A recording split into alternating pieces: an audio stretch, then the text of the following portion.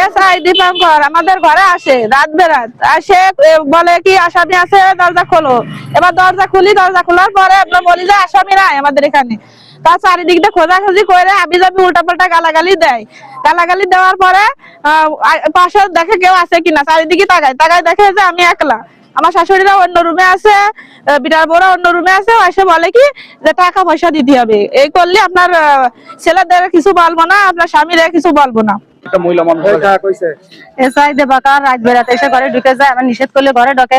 প্রত্যেক রুমি রুমি বৌমা থাকে, মহিলারা থাকে, মুরব্বী থাকে, আসে অকাত ভাষায় গালিগালাজ করে। আমরা বলি ঘরে কেউ নেই, তবুও তার সে তুলতি বলে সে অকাত ভাষায় গালিগালাজ করে বেরোয় চলে যায়। টাকা পয়সা এরা দাও ওরা দাও এই বলে চলে যায়।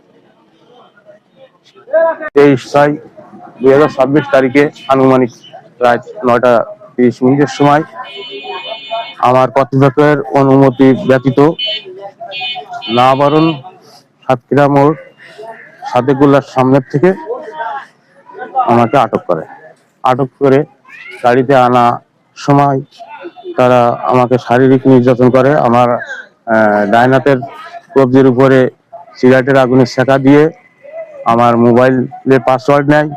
আমার কাছে থাকা 79,000 টাকা ছিল, সেটাও ছিনিয়ে নেয়। নিয়ে তারা চালান দেওয়ার সময় ওটি আমাকে জব্দ তালিকা দেয়নি এবং জব্দ তালিকা আনিনি।